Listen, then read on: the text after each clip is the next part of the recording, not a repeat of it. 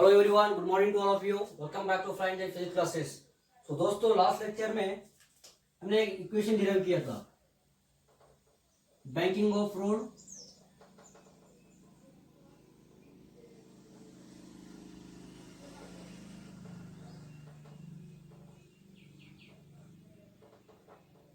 तो दोस्तों, इक्वेशन क्या था? V is equal to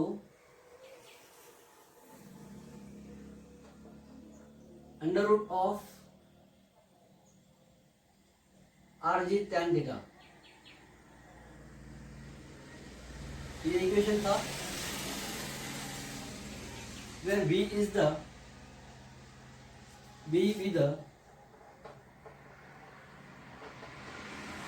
most safe speed.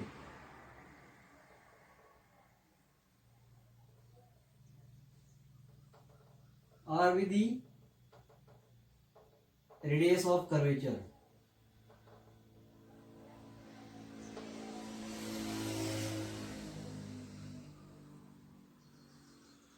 And theta is the angle of banking.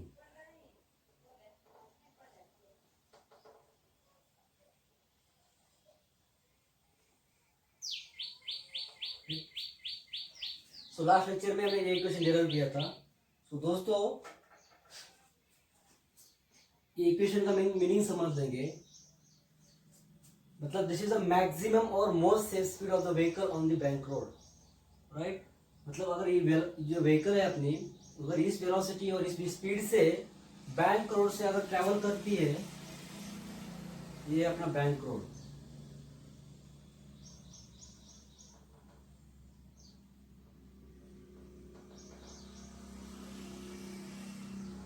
अगर व्हीकल ये स्पीड से square root of are g tan theta, ये स्पीड से अगर इस बैंक रोड से ट्रेवल कर रही गई, तो इस व्हीकल को फ्रिक्शनल फोर्स की जरूरत नहीं पड़ेगी। मतलब if the value of maximum safe speed is square root of are g tan theta, then the vehicle there is no need of frictional force to drive the vehicle on the bank road. लेकिन दोस्तों, ये जो value है square root of are g tan theta, अपनी vehicle की जो speed है, ये हर time r g square root of are g tan theta इतनी होगी क्या? Is it possible to drive the each and every vehicle on this bank road at a speed of square root of are g tan theta? मतलब possible है क्या भाई हर time हर vehicle यही वेलोसिटी और यही स्पीड से इस बैंक रोड से जा सके? तो बिल्कुल ही पॉसिबल नहीं है। तो उसके लिए क्या होता है कि हमें क्या करना पड़ेगा? स्पीड लिमिट डिसाइड करना पड़ेगा। क्या करना पड़ेगा? स्पीड लिमिट,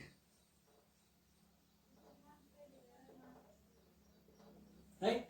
हमें स्पीड लिमिट डिसाइड करना पड़ेगा। अपर स्पीड लिमिट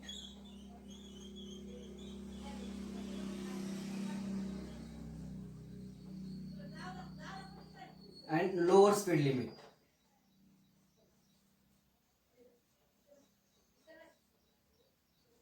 मतलब ये जो वेलोसिटी, ये जो स्पीड है अपनी, ये स्पीड से ज्यादा हो गई, that is upper speed limit. अगर ये स्पीड से अगर अपनी व्हीकल की स्पीड कम हो गई, तो that is the lower limit. मतलब कितनी लोअर लिमिट होनी चाहिए और कितनी अपर लिमिट होनी चाहिए ये स्पीड, व्हीकल की स्पीड की, वो हमें आज क्या करके फाइंड करेंगे। ठीक है दोस्तों, तो चलिए हम क्या करते हैं, आज अपना पहला कंडीशन लेके आते हैं। अगर व्हीकल की स्पीड मोस्ट सेफ स्पीड से कम हो गई, दोस्तों अगर व्हीकल की स्पीड अगर अपने सेफ स्पीड से कम हो गई, तो व्हीकल के ऊपर क्या इफेक्ट होगा, ये आज हम स्टडी करेंगे। ठीक है,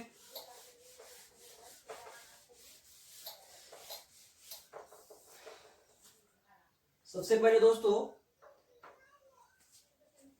बॉडी के ऊपर जो डायनामिक्स एक्ट होते हैं, इसलिए हमें पहले फ्री बॉडी डायग्राम निकल लेंगे। ठीक है, ये है अपना bank road,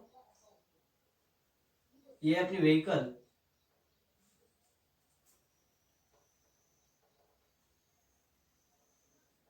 this is bank road.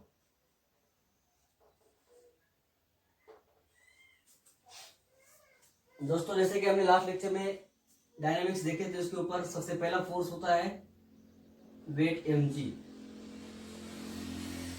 Vehicle का जो अपना सेल्फ वेट है वो एक्टिंग डाउनवर्ड डायरेक्शन में होता है। और उसके बाद ये जो अपना बैंक सरफेस है वो इस व्हीकल के ऊपर एक नॉर्मल रिएक्शन ऐड करेगा which is perpendicular to the bank surface. Bank surface को ये नॉर्मल रिएक्शन परपेंडिकुलर होगी, ठीक है। ये लास्ट लेक्चर में भी हमें ये दो फोर्सेस थे। सबसे पहला फोर्स कौन सा था? फोर्सेस केस फर्स्ट,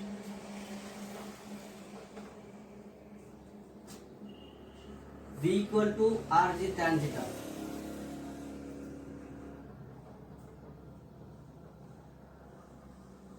ये है अपनी मोस्ट सेफ स्पीड। अगर व्हीकल इस स्पीड से ये बैंक रोड से ट्रेवल करेगी तो व्हीकल को फ्रिक्शनल फोर्स की जरूरत ही नहीं पड़ेगी। मतलब उस केस में क्या होगा, व्हीकल के टायर जो है ये एकदम आराम से निकल जाएंगे, उसका कंडीशन बहुत सेफ रहेगा, मतलब वेयर एंड टेयर टायर का होगा ही नहीं, ठीक है। अगर व्हीकल की speed square root of are g tan theta से कम हो गई,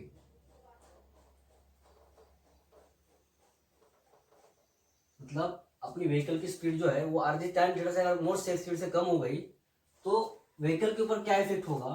सपोज मान लीजिए कि जो मोस्ट सेफ स्पीड है अपनी 60 kilometre per hour, 60 kilometre per hour, ये है अपनी most safe speed, right. 60 kilometre per hour से अपनी ये व्हीकल इस बैंक रोड से ट्रेवल कर सकती है, ठीक है। तो उस केस में क्या होगा, इस व्हीकल को फ्रिक्शनल फोर्स की जरूरत भी नहीं पड़ेगी। तो उस केस में जो अपने बाइक व्हीकल के जो टायर्स है एकदम सेफ रहेंगे। लेकिन दोस्तों अगर ये व्हीकल की स्पीड 50 हो गई, 50 होगी तो क्या होगा, ये व्हीकल नीचे आने की कोशिश करेगी। स्पीड कम हो रही है तो व्हीकल क्या करेगी, नीचे आने की कोशिश करेगी। तो एक अपोजिट डायरेक्शन में फोर्स लगता है, उसके अपोजिट डायरेक्शन में एट द सेम टाइम, वो होता है फ्रिक्शनल फोर्स। वो फोर्स क्या करता है, ये 50 हो रही है बॉडी, मतलब क्या हो रहा है, बॉडी की जो व्हीकल की जो स्पीड है वो कम हो रही है, तो ये फोर्स फ्रिक्शन फोर्स क्या करेगा, उसे नीचे जाने से बचा लेगा, वो उधर खींच के रखेगा, मतलब ये व्हीकल को नीचे नहीं आने देगा।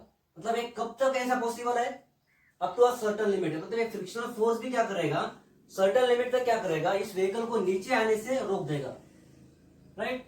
सपोज ये 60 अपना मैक्सिमम सेफ स्पीड है, ये 50 है, 40, 45, 40 तक चला जाएगा, राइट।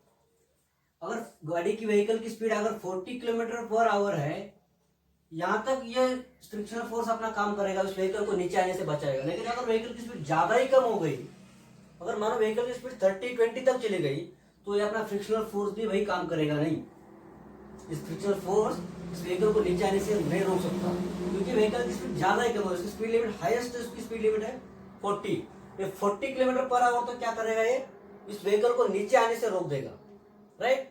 मतलब व्हीकल की जो मिनिमम लिमिट है वो कितनी हो गई, ये 40 है अपना स्पीड लिमिट, मतलब उसकी मिनिमम स्पीड कितनी होनी चाहिए, 40 तक ये फ्रिक्शनल फोर्स क्या करेगा, उस व्हीकल को नीचे आने से बचाएगा, राइट। तो हमें यही फाइंड करना है कि उसकी मिनिमम वेलोसिटी कितनी होनी चाहिए इस बैंक रोड से कि व्हीकल अपने नीचे ना आए, नीचे फिसल ना जाए, ठीक है।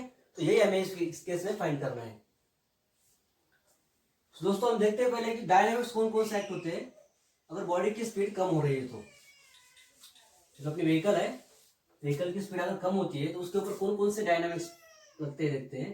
सबसे पहले होता है weight mg acting downward direction. ये नॉर्मल रिएक्शन, अपना जो बैंक सरफेस है ये व्हीकल के ऊपर नॉर्मल रिएक्शन एक्ट करेगा।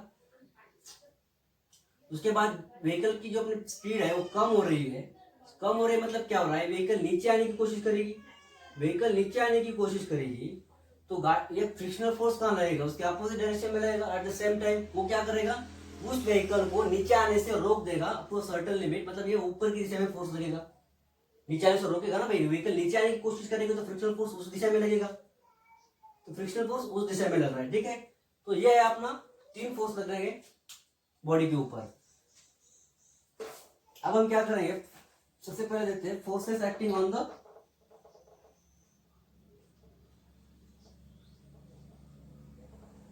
forces acting on the vehicle,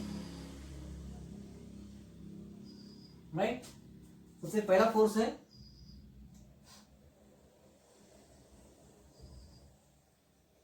wait mg acting downward direction में। दूसरा फोर्स होगा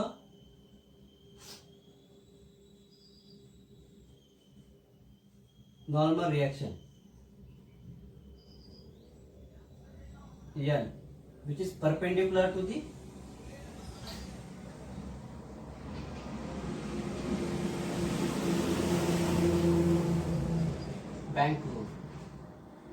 बैंक रोड को परपेंडिकुलर रहेगा नॉर्मल रिएक्शन, राइट। और लास्ट और वेरी इंपॉर्टेंट है अपना है फ्रिक्शनल फोर्स।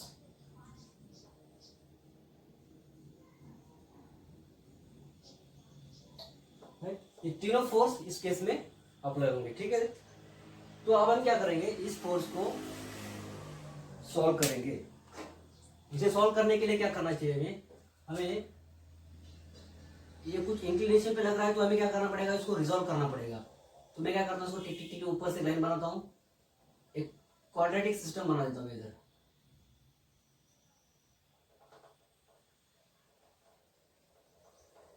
ठीक है, ये बनाया क्वाड्रेटिक सिस्टम, मतलब इजी होगा आपने स्टडी करने के लिए।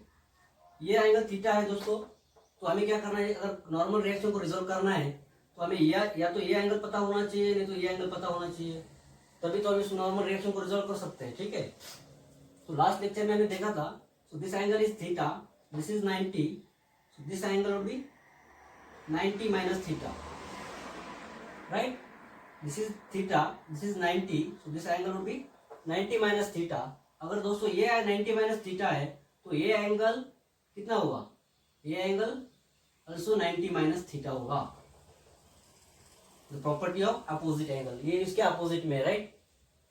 ये वर्टिकल है और ये इसका बैंक सरफेस है, मतलब ये दोनों का एंगल कैसा होगा, सेम होना चाहिए। सो दोस्तों ये 90 माइनस थीटा है। हमें पता है कि जब ये नॉर्मल रिएक्शन जो है, ये नॉर्मल रिएक्शन इस बैंक सरफेस को परपेंडिकुलर है। परपेंडिकुलर है मतलब क्या है, ये दोनों में क्या, जो दोनों के बीच जो एंगल है नॉर्मल रिएक्शन और बैंक सरफेस के बीच में, वो 90 डिग्री एंगल है। ये टोटल एंगल अगर 90 डिग्री है, दिस इज 90 माइनस थीटा, मतलब वर्टिकल और बैंक सरफेस के बीच वाला जो एंगल है वो है 90 माइनस थीटा। तो बचा हुआ एंगल कितना रहेगा, बचा हुआ एंगल रहेगा अपना थीटा। तो थीटा कैसे आएगा, देखो ये नॉर्मल रिएक्शन आपने बैंक सरफेस को कितना डिग्री एंगल कर रहा है, 90 डिग्री एंगल कर रहा है, राइट। ये जो वर्टिकल है ये बैंक सरफेस को कितना एंगल कर रहा है, अभी हमें फाइंड किया माइनस 90 माइनस थीटा। हम क्या करेंगे उसे, ये टोटल एंगल नॉर्मल रिएक्शन और बैंक सरफेस से पूरा टोटल 90 है, 90 में से हम 90 माइनस थीटा को माइनस करेंगे तो हमें क्या मिलेगा, बचा हुआ एंगल मिल जाएगा। तो इसे सॉल्व करो, क्या कितना आता है देखो, ये 90 माइनस माइनस साइन से मल्टीप्लाई करो अंदर, माइनस माइनस प्लस हो जाएगा ये theta. So this 90 and this 90 will get cancel, so बचा हुआ एंगल कितना होगा, थीटा होगा। So this angle will be theta, right. ये हमें मिल गया नॉर्मल रिएक्शन का वर्टिकल से किया हुआ एंगल मिल गया, ठीक है दोस्तों। तो अब हम क्या करेंगे, इसको रिजॉल्व करेंगे, इस नॉर्मल रिएक्शन को क्या करेंगे, हम रिजॉल्व करेंगे।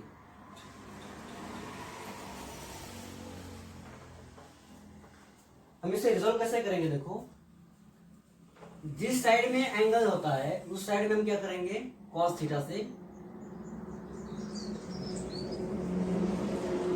ऐसे रिजॉल्व करेंगे, ठीक है। और एंगल के अपोजिट साइड को हम क्या लिखेंगे, sin थीटा। दोस्तों ये अभी याद रखो, जिस साइड में एंगल होता है उस साइड में हम cos थीटा लिखते हैं और एंगल के अपोजिट साइड को हम sin थीटा लिखते हैं, ठीक है। तो दोस्तों ये हो गया अपना नॉर्मल रिएक्शन का रिजोल्यूशन हो गया, ठीक है। उसके बाद अब ये फ्रिक्शनल फोर्स जो है, ये फ्रिक्शनल फोर्स की दिशा में लग रहा है, इसे जो बैंक सरफेस को अराउंड द बैंक सरफेस है, राइट, इस दिशा में लग रहा है, ठीक है। तो ये भी सब इंक्लिनेशन कर रहा है हॉरिजॉन्टल के ऊपर, लेकिन दोस्तों हम इसे इस पॉइंट पर कंसीडर करेंगे, थोड़ा इजी रहेगा। ये जो फ्रिक्शनल फोर्स है, इन फ्रिक्शनल फोर्स को हम इस पॉइंट पर कंसीडर करेंगे, फ्रिक्शनल फोर्स। तो फ्रिक्शनल फोर्स को हम इस पॉइंट पे कंसीडर कैसे करेंगे भाई, हमें पता है, आपने 11th में स्टडी किया होगा प्रॉपर्टी ऑफ फ्रिक्शनल, मतलब ये वेक्टर जो है, वेक्टर की प्रॉपर्टी है, वेक्टर अगर पैरेलली है, पैरेलल वेक्टर को हम कहीं पर भी शिफ्ट कर सकते हैं। प्रॉपर्टी ऑफ पैरेलल, वेक्टर की प्रॉपर्टी है, पैरेलली हम वेक्टर को कहीं पर भी शिफ्ट कर सकते हैं। तो हमने इसे क्या किया, ये है, इसे खाली थोड़ा सा ऊपर शिफ्ट कर दिया, तो हमें स्टडी करने से थोड़ा सा इजी हो जाएगा, ठीक है। तो दोस्तों हम अभी ये कंसीडर नहीं करेंगे, हम क्या करेंगे, ऊपर वाला कंसीडर करेंगे, ठीक है। खाली आपने सिंप्लिसिटी के लिए हम इसे ऊपर लिया है, ठीक है। तो ये जो फ्रिक्शनल फोर्स है ये अपने हॉरिजॉन्टल से कुछ एंगल बना रहा है, राइट। लेकिन वो कितना एंगल बना रहा है ये हमें पता नहीं है अभी, लेकिन हमें एक पता है ये जो वर्टिकल लाइन है और ये हॉरिजॉन्टल लाइन से कितना एंगल होता है, वो एंगल होता है 90 डिग्री। आपको पता होगा कि ये वर्टिकल लाइन इस हॉरिजॉन्टल लाइन से कितना एंगल करती है, 90 डिग्री, राइट। हमें ये एंगल पता है, राइट, ये 90 डिग्री है, टोटल 90। सो ये एंगल कितना है, 90 माइनस थीटा, राइट। सो बचा हुआ एंगल कितना मिल जाएगा हमें, ये एंगल मिल जाएगा हमें थीटा। अगर हम इस यहाँ पर जहां तक कंसिडर करेंगे अभी, क्योंकि ये जो है फोर्स को हमें ऊपर शिफ्ट किया है, ये फोर्स था ना पहले यहाँ तक था, तो हम इसके थोड़ा ऊपर शिफ्ट किया, तो ये एंगल कितना होगा, 90 माइनस थीटा होगा, राइट। ये अगर 90 माइनस थीटा है, ये टोटल 90 है, तो 90 माइनस थीटा, तो बचा हुआ एंगल कितना मिल जाएगा, 90 माइनस 90, माइनस माइनस प्लस, ये होगा थीटा। सो बचे हुआ एंगल कितना है, 90 90 कैंसिल हो जाएगा, तो बचा हुआ एंगल कितना रहेगा, थीटा रहेगा। सो this angle will be theta. ये देखो, ये एंगल हमें पता है, एंगल ऑफ बैंकिंग, ठीक है। ये एंगल पता है, this is 90, right. So this angle would be 90 minus theta. अगर ये 90 माइनस थीटा है तो ये एंगल कितना होगा, ये एंगल होगा अपना 90 minus theta, because it is opposite. ये अपोजिट एंगल है, इससे अपोजिट है ये, तो अपोजिट एंगल भी कितना होगा, 90 minus theta, right. So this is 90 minus theta, this whole is 90, तो दिस इज 90 माइनस थीटा, तो बचा हुआ एंगल कितना रहेगा, थीटा रहेगा। ये आपको ज्योमेट्री आनी चाहिए, आपको ये ज्योमेट्री एक बार पता चल गई तो बाद में कोई दिक्कत तो नहीं होगा भाई। एक बार आपको एक डायनामिक्स व्हीकल के ऊपर कौन कौन से डायनामिक्स एक्ट होते हैं एक बार पता चल गया तो बाकी वाला पार्ट बहुत सिंपल है। तो दोस्तों हमें ये एंगल पता हो गया, ये एंगल कितना मिल गया, हमें थीटा मिल गया, ठीक है। तो हम क्या करेंगे, ये जो फ्रिक्शनल फोर्स है इसे भी हम क्या करेंगे, रिजोल्व करेंगे दो कंपोनेंट के लिए। वो कैसे करेंगे, देखो ये इसके पहले भी हमने बताया था, ये जो एंगल थीटा है, जिस साइड में एंगल होता है उस साइड में हम क्या लिखेंगे, कॉस थीटा लिखेंगे। तो इधर क्या है, फ्रिक्शनल फोर्स है, तो क्या करेंगे, एफ एस कॉस थीटा, और उसके अपोजिट साइड में हम क्या लिखेंगे, साइन थीटा,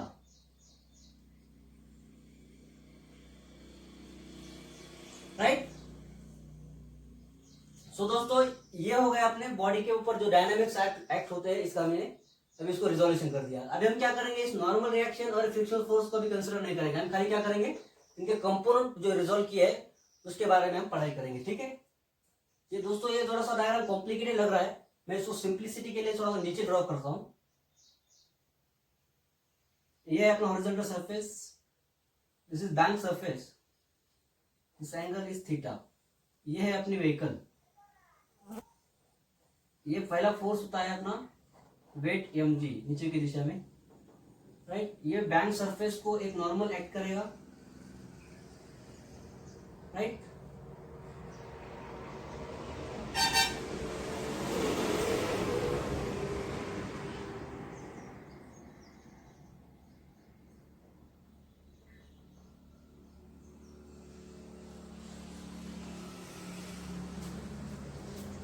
और ये है अपना फ्रिक्शनल फोर्स, और ये है नॉर्मल रिएक्शन, राइट। तो दोस्तों ये ऊपर के दिशा में कौन कौन से फोर्स है, एन कॉस थीटा, इससे हम लिखेंगे एन कॉस थीटा, राइट। और एक और फोर्स है, ये दूसरा है एन साइन थीटा, राइट। ये है एन साइन, सॉरी एन नहीं है, इधर क्या है, एफ एस है, क्या है, f s sine theta, right. ये ऊपर की दिशा वाले जो फोर्स है ये अभी ले लिया इधर, ठीक है। नीचे वाला भी ले लिया, एम जी है, ठीक है। सो दोस्तों अभी हॉरिजॉन्टल पे कौन सा है, ये साइड में कौन सा है, एन साइन थीटा, राइट। ये फोर्स कौन सा है, ये है n sine theta, right. This is n sine theta. और ये कौन सा है, ये है अपना f s cos theta, right. देखो ये पूरा डायग्राम देखो, n sine theta, f s cos theta, ये अपना हॉरिजॉन्टल कंपोनेंट हो गए, एम जी। वर्टिकल कंपोनेंट देखो, ये एम जी है, ये ऊपर की दिशा में देखो n cos थीटा या फिर fs sin theta, n cos theta या fs sin थीटा, मतलब ये क्या होगा, थोड़ा डायग्राम सिंपली होगा, ठीक है। तो मैं ऊपर में डायग्राम को रफ करता हूँ।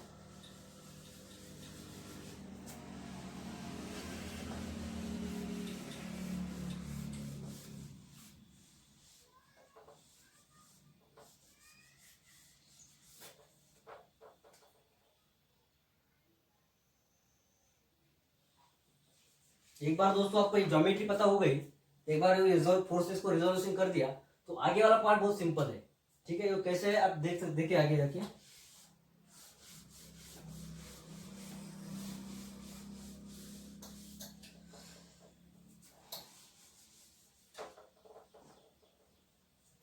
इस इक्वेशन को मैं ऊपर लिखता हूँ एक बार। v equal to square root of R G tan theta, ये अपना मोस्ट स्पीड है और हमें फाइंड करना है v मिनिमम।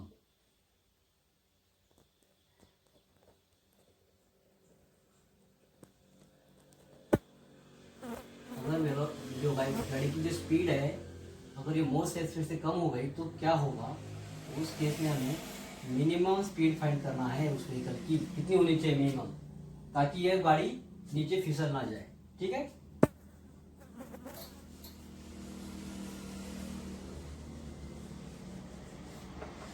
तो दोस्तों सबसे पहले देखो हम क्या करेंगे, सबसे पहले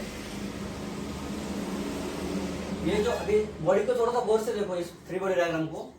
ये जो व्हीकल है ना तो ऊपर जा रही है ना तो नीचे आ रही है, देख रहे हैं ना, ना ही ऊपर जा रही है ना ही नीचे आ रही है। मतलब क्या हो रहा है, ये दोनों फोर्स जो है, ये दोनों फोर्स मिला के इस बॉडी के वेट को बैलेंस कर रहे हैं, राइट। मतलब ये दोनों मिला के इस वेट को बैलेंस कर रहे हैं। तो हम क्या लिखेंगे, the component f s sine theta plus, addition करेंगे हम, दोनों एक ही दिशा में है, plus n sine n cos theta, ये दोनों मिलके क्या कर रहे हैं, will balance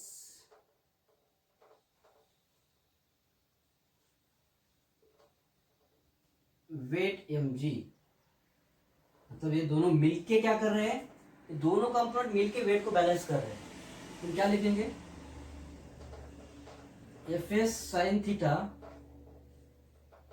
plus n cos theta equal to mg। ये हो गया अपना इक्वेशन नंबर 1। सो दोस्तों अब इधर थोड़ा सा ध्यान दीजिए, थोड़ा सा कंसेप्चुअल है इधर। ये व्हीकल जो है ये क्या कर रही है,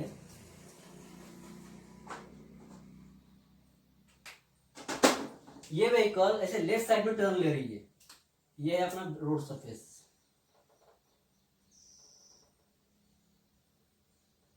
ये व्हीकल इस रोड से ऐसा लेफ्ट साइड में टर्न ले रही है। तो लेफ्ट साइड में अगर टर्न ले रही है तो टुवर्ड द सेंटर एक अपन को फोर्स चाहिए, इस तरह से एक फोर्स होना चाहिए। अगर लेफ्ट साइड में टर्न ले रही है तो टुवर्ड द सेंटर एक हमें फोर्स होना चाहिए, वो फोर्स होता है सेंट्रीपिटल फोर्स। लेकिन इस केस में अपना नेसेसरी सेंट्रीपिटल फोर्स जो है वो कौन प्रोवाइड कर रहा है। सपोज मान लीजिए कि ये हॉरिजॉन्टल कंपोनेंट नहीं है इस साइड का, तो अपना जो नेसेसरी सेंट्रीपिटल फोर्स है ये कौन प्रोवाइड करता है, ये अपना n sine theta component will provide the necessary centripetal force. मान लीजिए ये कंपोनेंट नहीं है तो खाली n sine theta component will provide the necessary centripetal force. लेकिन इधर क्या हुआ है कि n sine theta and f s cos theta ये दोनों मिलके क्या करेंगे, अपना नेसेसरी सेंट्रीपिटल फोर्स प्रोवाइड करेंगे। इसी के हमें पहले केस में देखा था कि दोनों मिलके वेट को बैलेंस कर रहे थे, राइट। वैसे ही ये दोनों मिलके नेसेसरी सेंट्रीपिटल फोर्स प्रोवाइड करेंगे, लेकिन खाली इसका डायरेक्शन जो है वो डायरेक्शन अलग अलग है। इन दोनों का डायरेक्शन सेम है, ताकि हम इसे एडिशन किया था, दोनों का डायरेक्शन अपोजिट है, तब इसमें क्या करेंगे, सबट्रैक्शन करेंगे, ठीक है। खाली उतना ही चेंज है, मतलब ये दोनों कंपोनेंट मिलके क्या करेंगे, हमारा ये नेसेसरी सेंट्रीपिटल फोर्स प्रोवाइड करेंगे। The necessary centripetal force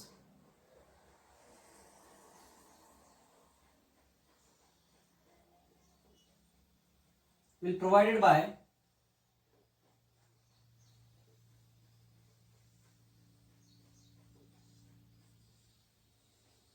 N sine theta minus f s cos theta. मतलब ये दोनों कंपोनेंट मिलके, ये और ये कंपोनेंट दोनों मिलके क्या कर रहे हैं, अपना नेसेसरी सेंट्रीपिटल फोर्स प्रोवाइड कर रहे हैं। तो इस केस में क्या लिखेंगे हम, देखो n sine theta minus f s cos theta equal to m v square by r. अपना सेंट्रीपिटल फोर्स कितना होता है, m v square by r, right. तो इसे हम क्या करेंगे, इक्वेशन नंबर 2 लिखेंगे, ठीक है। तो इसके बाद क्या करेंगे, by dividing equation 2 by 1, equation 2 को इक्वेशन 1 से डिवाइड करेंगे।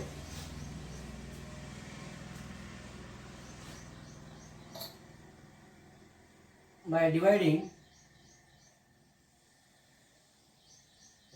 इक्वेशन 2 बाय 1 we get, में क्या मिलेगा, देखो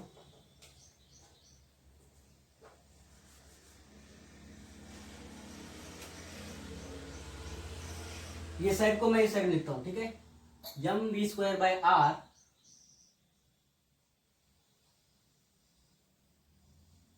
whole divided by m ji.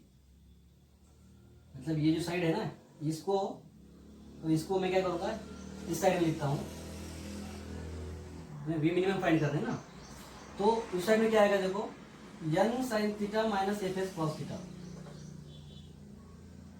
N sine theta minus f s cos theta divided by क्या आएगा, f s sine theta plus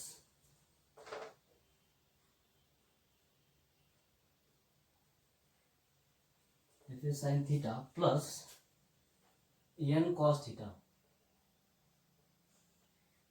right.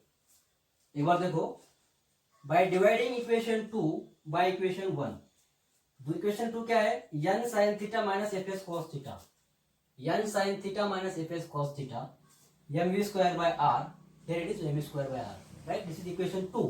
Equation 1 से डिवाइड किया तो क्या है, इक्वेशन 1 क्या है, एम जी, यहाँ एम जी है, और f s sine theta plus n cos theta, right. So हमने क्या किया, इक्वेशन 2 को इक्वेशन 1 से डिवाइड कर दिया, ठीक है। सो सॉल्व कर लेते हैं हम इसे। आई विल रफ, इसे रफ करता हूं मैं अभी।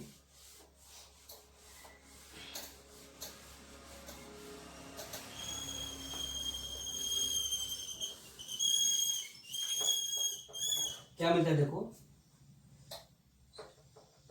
ये यम है, this m and this m will get cancelled, so finally we will get v square by rg equal to n sin theta minus fs cos theta divided by fs sin theta, इसको as it is रखता हूं मैं, plus n cos theta, right. So by rearranging this equation, v square equal to rg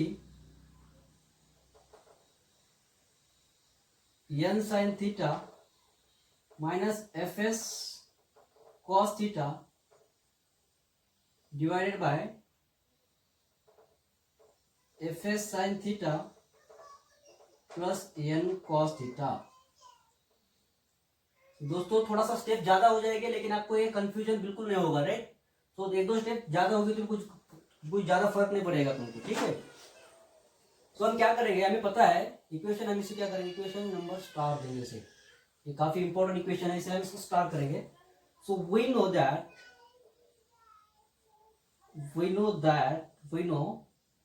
the frictional force is directly proportional to the normal reaction. The coefficient of the static frictional force is directly proportional to the normal reaction. ये हमें याद होना चाहिए, आप मुझे पता है, 11th में स्टडी किया है, ठीक है। सो ये प्रोपोर्शनलिटी साइन हमें क्या करेंगे, एलिमिनेट करेंगे, तो क्या होगा, static frictional force equal to mu s coefficient of static friction into n, right? Fs equal to mu s into n, मतलब coefficient of mu s is the coefficient of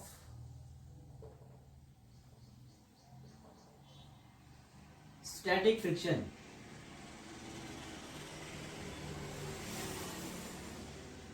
right? mu s क्या है? Coefficient of static friction है. सो हम क्या करेंगे, put the value of Fs into this equation.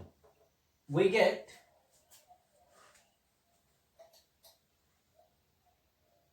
v square equal to rg n sine theta minus Fs की जगह खाली क्या पुट करना है, mu n into mu s into n cos theta.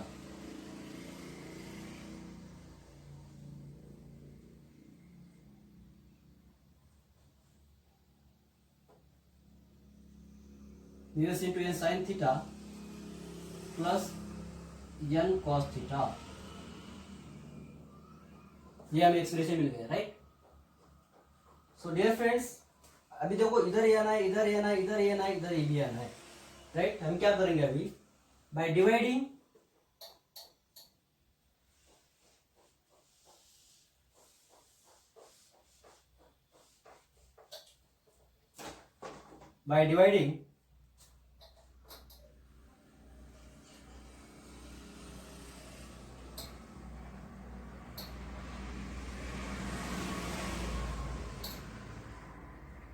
n cos theta, n cos theta से हम क्या करेंगे, डिवाइड करेंगे ऑन RHS.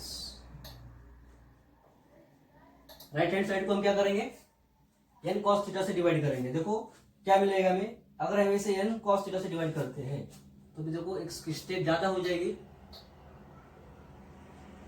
लेकिन आपको जल्दी से समझ में आएगा. n sin theta divided bye n cos theta. मैं n cos से डिवाइड किया है, सेपरेट लिखता हूं मैं, ठीक है? तो आपकी समझ में जल्दी आ जाएगा.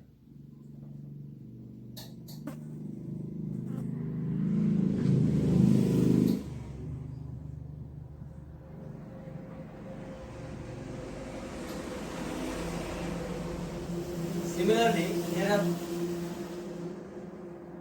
mu s into n sin theta divided by n cos theta plus ये है अपना n cos theta divided by n cos theta. Are you getting this? हमने क्या किया, खाली उसे n cos थीटा से डिवाइड कर दिया, तो क्या मिलेगा, देखो this n and this n will get cancelled, so finally we will get, I will rub this diagram.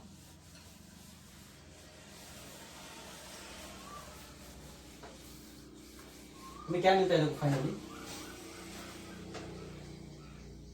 by solving we get v square equal to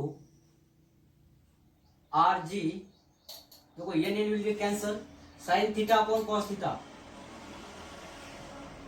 tan theta, right? Minus an and an will get cancel, cos theta will get cancelled, so बचा क्या, 2 mu s divided by this n and this n will get cancelled, this mu s is as it is into sin theta upon cos theta the tan theta plus this n will get cancelled, cos theta will get cancelled, क्या बचा 1, right? तो दोस्तों by squaring और by taking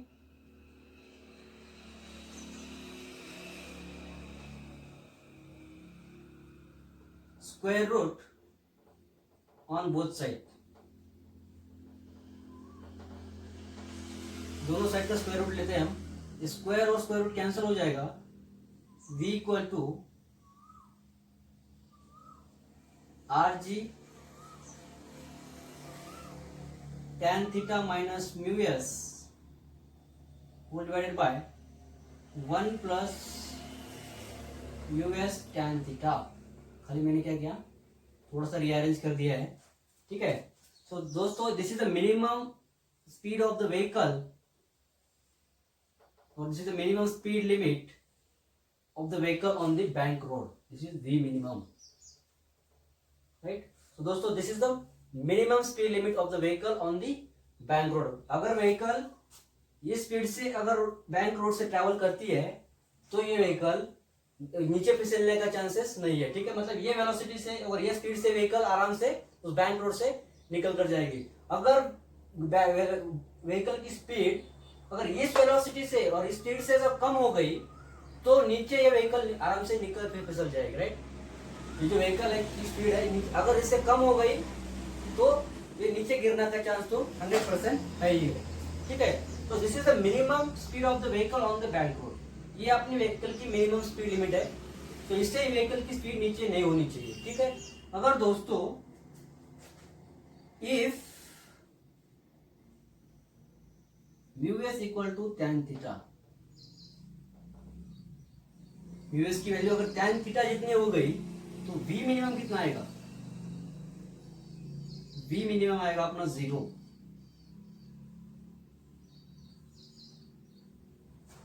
v minimum कितना होगा, 0 होगा, right. मतलब क्या होता है कि अगर म्यू एस की वैल्यू अगर tan थीटा इतनी हो गई तो उस केस में अपना जो वेलोसिटी इस गाड़ी की जो स्पीड है वो क्या हो गई, 0 हो गई। मतलब इसका मीनिंग क्या है कि उस केस में ये जो अपनी व्हीकल है बैंक रोड पे जो व्हीकल है अपनी है, ये जो अपनी व्हीकल है ये व्हीकल बैंक रोड पे रुक भी सकती है, उस जगह जाके रुक भी सकती है। अगर उसकी वेलोसिटी अगर स्पीड अगर 0 हो रही है तो ये व्हीकल इस पोजीशन में जाके रुक भी सकती है। लेकिन ये कब पॉसिबल है, जब कोएफिशिएंट ऑफ स्टैटिक फ्रिक्शन की वैल्यू इक्वल टू अगर tan थीटा हो गई तभी ये व्हीकल ये बैंक रोड पे रुक सकती है। लेकिन ये कब, अब म्यू एस की वैल्यू tan थीटा जितना कब होगी, ये स्लोप जो है ये जो एंगल थीटा है ये कम, तो एंगल ऑफ बैंकिंग ये बहुत कम होना चाहिए ऑलमोस्ट। अगर उसका एंगल कम हो गया तो ये पॉसिबल है कि ये व्हीकल उधर जाके रुक भी सकती है, ठीक है। If mu s equal to tan theta then v minimum equal to 0, मतलब ये व्हीकल उस रोड पे जाके रुक भी सकती है। तो दोस्तों ये इक्वेशन याद रखो, this is very important, right. तो अब हम देखेंगे मैक्सिमम स्पीड लिमिट और अपर स्पीड लिमिट के सेकंड।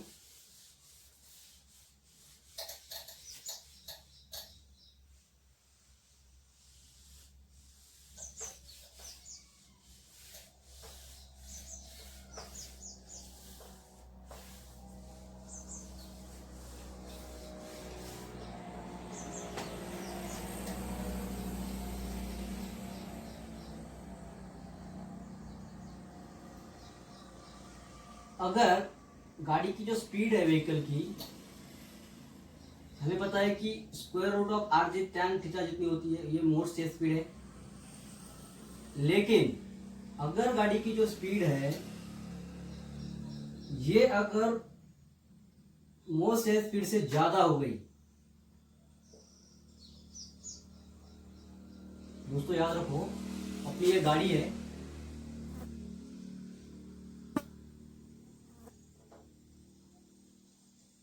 राइट। ये गाड़ी की जो स्पीड है अगर अपने मोस्ट से स्पीड से ज्यादा हो गई, मतलब अपने सपोज मोस्ट से स्पीड है अपनी 60 किलोमीटर पर आवर, राइट। अगर गाड़ी की मोस्ट से स्पीड है 60 kilometre per hour on this bank road, अगर गाड़ी की जो स्पीड है इससे ज्यादा हो गई, 60 है 70 हो गई, मान लीजिए इसकी स्पीड जो है ये 70 हो गई, 70 से 80 हो गई, तो क्या होगा, ये गाड़ी क्या करेगी, बाहर जाने की कोशिश करेगी, राइट। ये गाड़ी बाहर जाने की कोशिश करेगी तो एट द सेम टाइम इस दिशा में एक फोर्स होगा जो कि उस बॉडी को बाहर जाने से बचाएगा, राइट। एक फोर्स क्या करेगा, उस बॉडी को बाहर जाने से बचाएगा, वो बाहर जाने नहीं देगा। तो कब तक नहीं देगा, आपको सर्टन लिमिट तक, मतलब ये 60 अपना मोस्ट स्पीड है, 70 तक बचाएगा, 80 तक बचाएगा। अगर मान लीजिए हमने इसको और भी एक्सीलेटर बढ़ा दिया और गाड़ी का स्पीड ज्यादा कर दिया, 100 कर दिया, 100 किलोमीटर पर आवर कर दिया, तो उस केस में क्या होगा, ये अपना जो फोर्स है ये भी काम नहीं करेगा, ये गाड़ी डायरेक्ट स्किड आउट होकर बाहर जाएगी और एक्सीडेंट होगा। तो ये फोर्स कौन सा होता है जो उसको बचा रहा है, ये होता है स्टैटिक फ्रिक्शनल फोर्स। मतलब गाड़ी की मोस्ट स्पीड अपनी 60 है, ये फोर्स क्या करता है, कुछ हद तक गाड़ी की स्पीड अभी बढ़ा भी दिया तो क्या करेगा, वो कुछ हद तक गाड़ी को बाहर जाने से रोकेगा। क्या करेगा, बाहर जाने से रोकेगा। तो ये फोर्स कौन सा होता है, स्टैटिक फ्रिक्शनल फोर्स। तो हम यही फाइंड करेंगे कि मैक्सिमम कितनी स्पीड तक हम गाड़ी चला सकते हैं उस बैंक रोड से। ठीक है, तो अब हम क्या करेंगे, इस बॉडी के ऊपर, व्हीकल के ऊपर जो डायनामिक्स एक्ट होते हैं, ये सबसे पहले ये देखेंगे। ठीक है, इस केस में क्या करना है, वी मैक्स निकालना है। क्या करना है, वी मैक्स निकालना है। जैसे कि हमें पहले केस में वी मिनिमम निकाला था, मतलब हम इस बैंक रोड पर हमें कितने ज्यादा वेलोसिटी और ज्यादा स्पीड से इस व्हीकल को चला सकते हैं, ये हमें फाइंड करना है। ठीक है दोस्तों,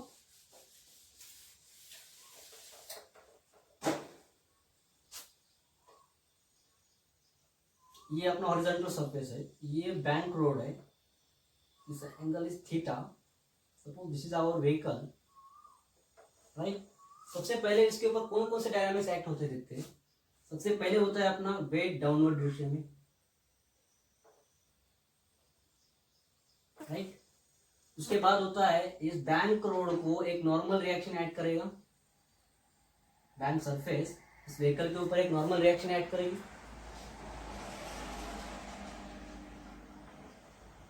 और उसके बाद गाड़ी की स्पीड तेज हो रही है, बढ़ रही है, मतलब ये गाड़ी इधर जाने की कोशिश करेगी, एट द सेम टाइम इस दिशा में एक फोर्स होगा, force of static friction, right.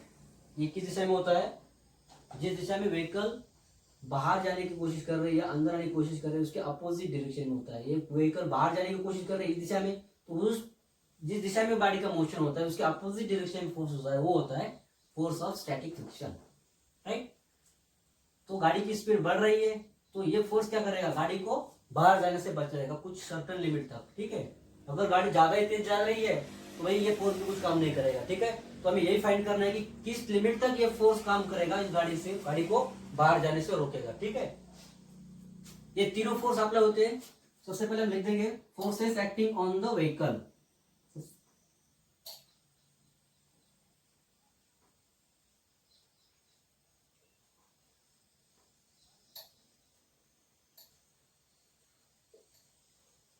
Right, सबसे पहला फोर्स है वेट, mg, जो कि ऑलवेज डाउनवर्ड होता है। ठीक है, उसके बाद दोस्तों ये जो अपना बैंक सरफेस है, ये व्हीकल के ऊपर एक नॉर्मल रिएक्शन ऐड करेगा। दूसरा फोर्स है नॉर्मल रिएक्शन,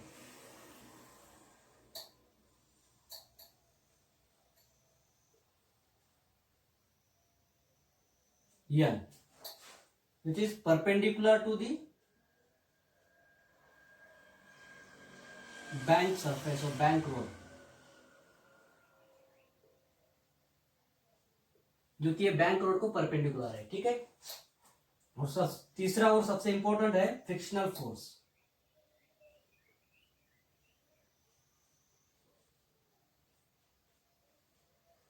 वो किस दिशा में एक्ट होता है, जिस दिशा में व्हीकल मूव करना चाहते हैं उसके अपोजिट डायरेक्शन में होता है। ठीक है, सो ये हो गया अपना forces acting on the vehicle, मतलब ये अपने डायनामिक्स हो गया। अभी हम क्या करेंगे, उसको सिंप्लीफाइड करेंगे। मैं क्या करता हूँ, देखो ऐसे टिक टिक टिक टिक टिक टिक एक से क्वाड्रेंट बना देता हूँ, क्वाड्रेटिक सिस्टम बना देता हूँ।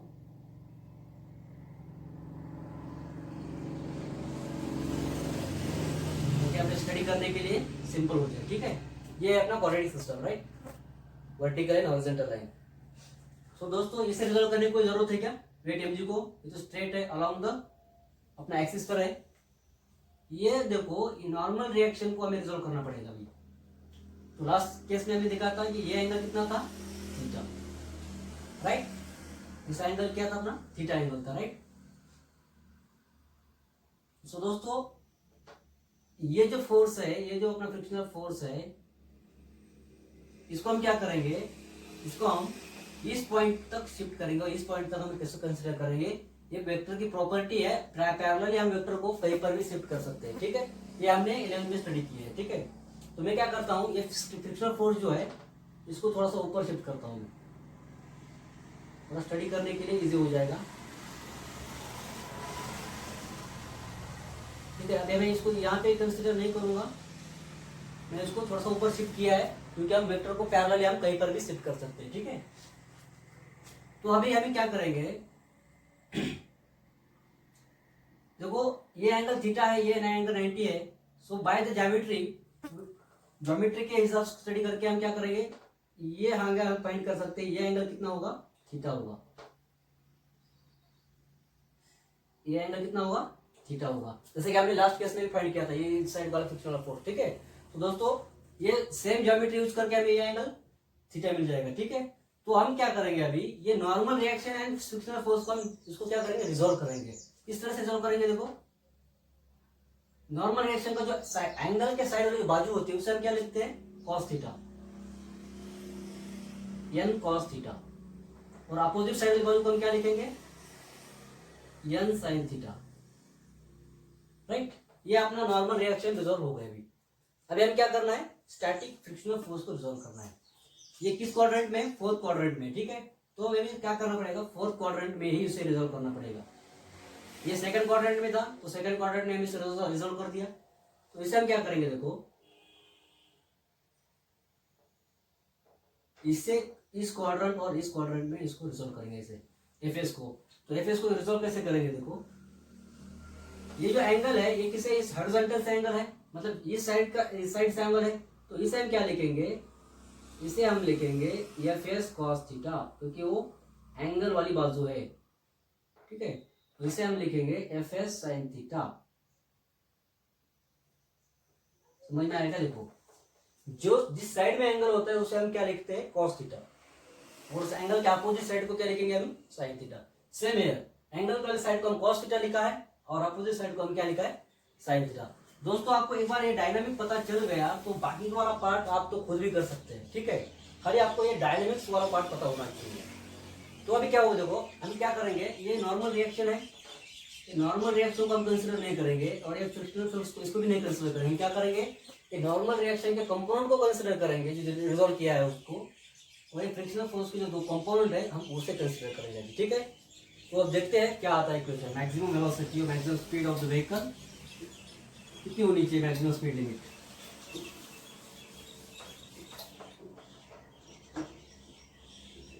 सबसे पहले दोस्तों ये अपना यन साइन थीटा, इस फ्री बॉडी डायग्राम को थोड़ा गौर से देखिए।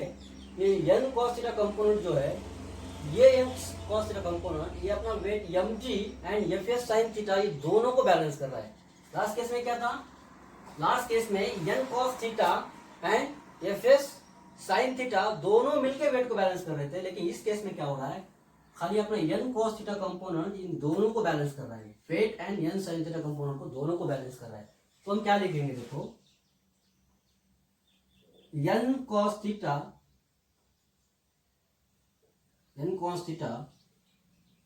will balance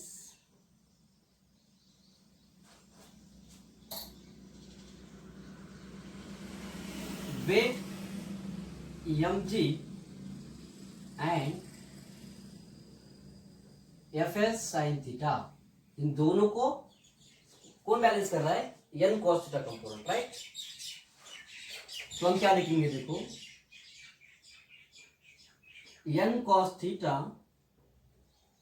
equal to m g plus f s sine theta. हमने प्लस क्यों लिया, क्योंकि ये दोनों एक ही डायरेक्शन में है। ठीक है, तो हम क्या करेंगे, अभी इस एफ एस साइन थीटा को हम इस साइड में लेंगे, खाली हमको एम जी उस साइड में चाहिए। N cos theta as it is रहेगा वैसे, माइनस इस इधर प्लस है, इधर आके माइनस होगा, f s sine theta equal to m g, equation number 1। Right, समझ लगेगा। सिमिलरली ये जो अपनी व्हीकल है, ये इस दिशा में से लेफ्ट साइड में टर्न लेना चाह रही है। राइट, अगर ये व्हीकल लेफ्ट साइड में टर्न लेना चाह रही है तो इसके इस साइड में एक फोर्स होना जरूरी है, जो कि सेंट्रीपिटल फोर्स होता है।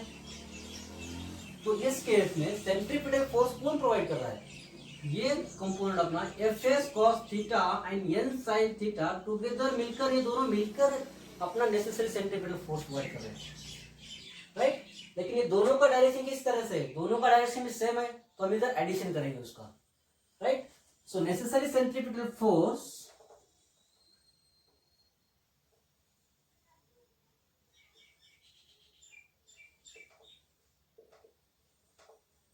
will provided by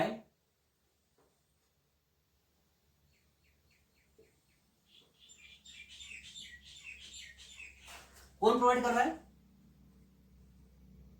n sine theta plus f s cos theta, दोनों का डायरेक्शन एक ही दिशा में है, तो हम इसे प्लस ले लिया, ठीक है, एडिशन करना है उसके। तो क्या आएगा? N sine theta minus plus f s cos theta equal to centripetal force, ये दोनों मिलके क्या कर रहे हैं? सेंट्रीपिटल फोर्स प्रोवाइड कर रहे हैं। तो क्या आएगा finally? N sine theta plus f s cos theta equal to m v square by r. यहां तक समझ आया? इसे हम लिखेंगे इक्वेशन नंबर सेकंड। सिमिलरली जैसे कि हमने लास्ट केस में किया था, डिवाइड इक्वेशन 2 बाय इक्वेशन 1, फिर हम सेम करेंगे।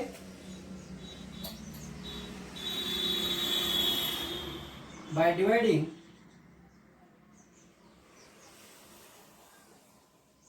इक्वेशन 2 बाय इक्वेशन 1, इक्वेशन 2 को हम इक्वेशन 1 से डिवाइड करेंगे, ठीक है। यहां तक लिख दो।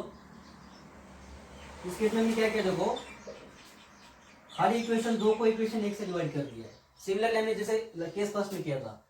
तो दोस्तों याद रखो कि जब दोनों का डायरेक्शन एक ही होता है, दोनों एक ही दिशा में होते हैं, तो उस केस में हमको एडिशन करना है, ठीक है। और जब दोनों अपोजिट डायरेक्शन में होते हैं, जैसे कि लास्ट केस में था, एक इधर था और एक उधर था, तो उस केस में क्या था, हमको सब्ट्रैक्शन करना पड़ेगा, ठीक है। तो इस केस में क्या हो रहा है कि दोनों एक ही साइड में है, तो अपना सेंट्रीपिटल फोर्स कौन प्रोवाइड कर रहा है? दोनों मिलके सेंट्रीपिटल फोर्स प्रोवाइड कर रहे हैं। सो ये जो साइन, ये जो साइन है, प्लस माइनस का साइन में थोड़ा सा कंफ्यूज ना होने चाहिए, ठीक है। तो दो ये साइन थोड़ा सा बहुत इंपॉर्टेंट है इस डेरिवेशन के बीच में, तो आपको किस जगह पे कौन सा साइन लेना है ये आपको पता होना चाहिए, ठीक है दोस्तों। ये होगा क्या? मैं इधर थोड़ा सा लिखता हूं। By dividing equation 2 by equation 1 we gate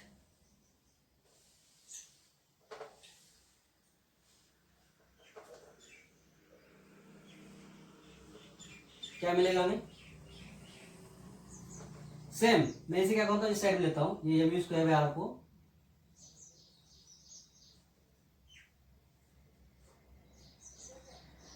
divided by m g equal to equation 2 क्या है? N sine theta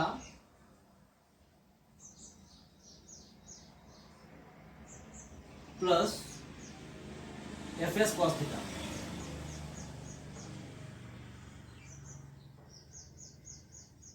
divided by equation 1 में क्या है?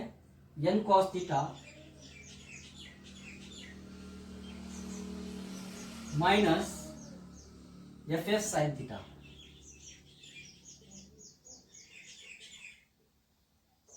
राइट, कुछ नहीं किया है, खाली इक्वेशन 2 को ऊपर लिखा है और इक्वेशन 1 को नीचे लिखा है, right.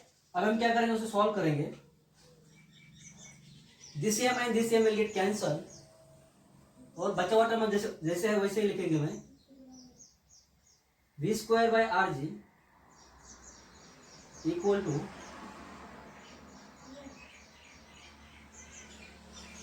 N sine theta plus f s cos theta n cos theta minus f s sine theta, right. By rearranging this equation, v square equal to rg n sin theta plus fs cos theta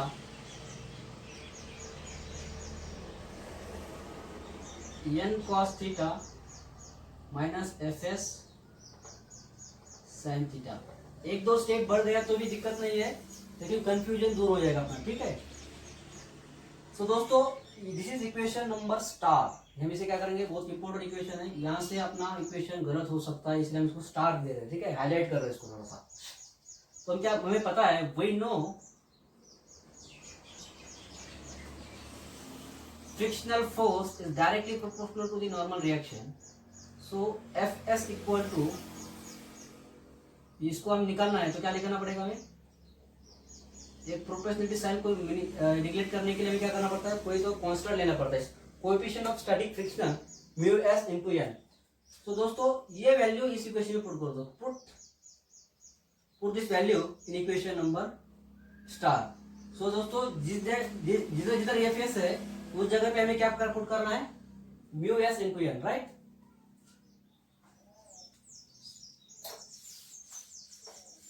We will get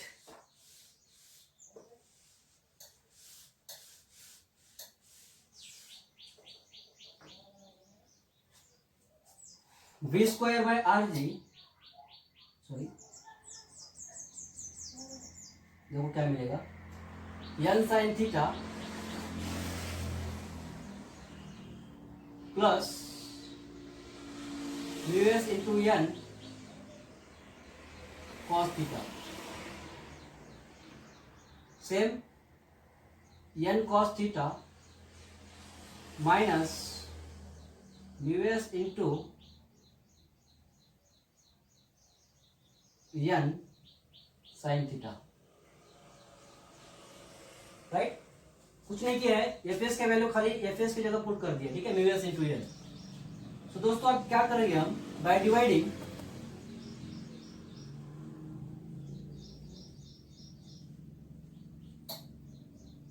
n cos theta, n cos theta से हम क्या करेंगे, divide करेंगे, same पिछले case की तरह on R H S. तो क्या मिलेगा, देखो we get v square equal to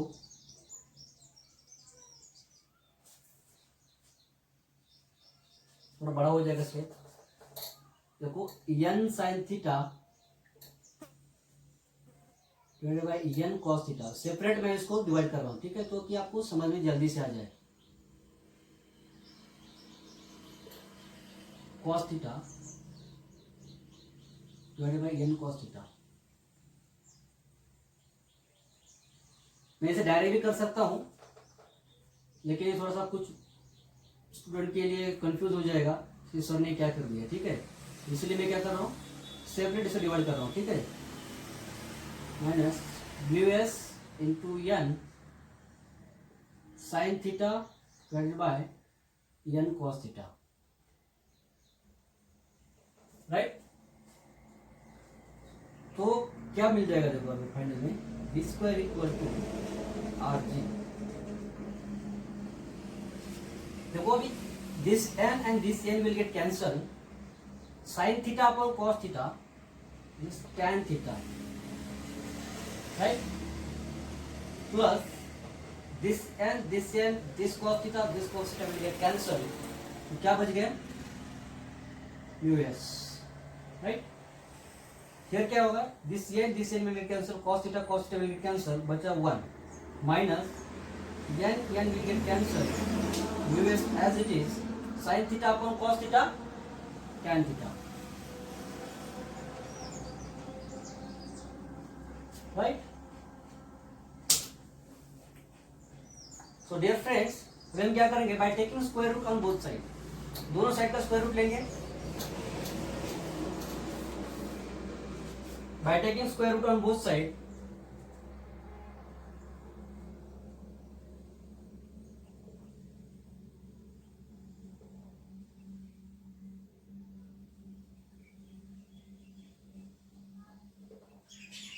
we get, क्या मिलेगा मुझे, v equal to square root of R G tan theta plus mu s divided by 1 minus mu s into tan theta, right? So दोस्तों, this is the maximum velocity or maximum speed of the vehicle on the bank road. ये है अपनी maximum speed है अपनी vehicle की bank road के ऊपर. ये व्हीकल अगर ये स्पीड से ट्रेवल करेगी तो ये व्हीकल स्पीड आउट होने का चांस बहुत कम है, मतलब होगा ही नहीं. ठीक है, अगर ये स्पीड से अगर ज्यादा हो गई तो ये व्हीकल भाई बचेगा ही नहीं, बाहर जाके एक्सीडेंट हो जाएगा. मतलब हमें क्या करना पड़ेगा, मिनिमम वेलोसिटी कितना होना चाहिए, v minimum and v maximum, right. मतलब दोनों स्पीड के बीच में हमें गाड़ी को चलाना है. ठीक है, ये गाड़ी की जो स्पीड है अपनी, ये मिनिमम से भी कम नहीं होनी चाहिए ताकि वो क्या करेगा, ताकि वो नीचे जाके फिसल जाएगी. और ये वी मैक्स के भी ज्यादा नहीं होना चाहिए क्योंकि वो क्या होगा, वो बाहर चला जाएगा. हमें क्या करना है कि गाड़ी को उसके बीच वाले जो लिमिट है, स्पीड लिमिट, उसके बीच से चलाना पड़ेगा, राइट. सो दोस्तों, गाड़ी की स्पीड ज्यादा भी नहीं होनी चाहिए और कम भी नहीं होनी चाहिए. ठीक है, तो कम कितनी नहीं होनी चाहिए, लास्ट केस में देखा तो ज्यादा, इससे ज्यादा नहीं होनी चाहिए गाड़ी की स्पीड. ठीक है, अगर value of mu s is equal to cot theta, गाड़ी की जो static friction coefficient, static friction है, अगर ये cos थीटा के बराबर हो गया तो क्या होगा, देखो cos थीटा मतलब क्या होता है 1/tan थीटा. अगर ये mu s equal to tan theta हो गया, 1/tan थीटा हो गया तो क्या होगा, अगर इधर हम वैल्यू पुट करेंगे mu s equal to 1/tan theta, तो tan थीटा मिलके कैंसिल हो जाएगा, 1 - 1 0 हो जाएगा. तो v मैक्स का वैल्यू क्या आएगा, v max equal to infinity. मतलब क्या होता है, अगर म्यूएस की वैल्यू अगर कॉट थीटा इतनी हो गई तो इस केस में वी मैक्स की वैल्यू होती है इंफिनिटी. मतलब ये बात है कि अगर वी मैक्स की वैल्यू अगर म्यूएस की वैल्यू अगर कॉट थीटा हो गई तो उस केस में गाड़ी आप कितने भी तेज चलाओ भाई, तो ये गाड़ी बाहर नहीं जाएगा.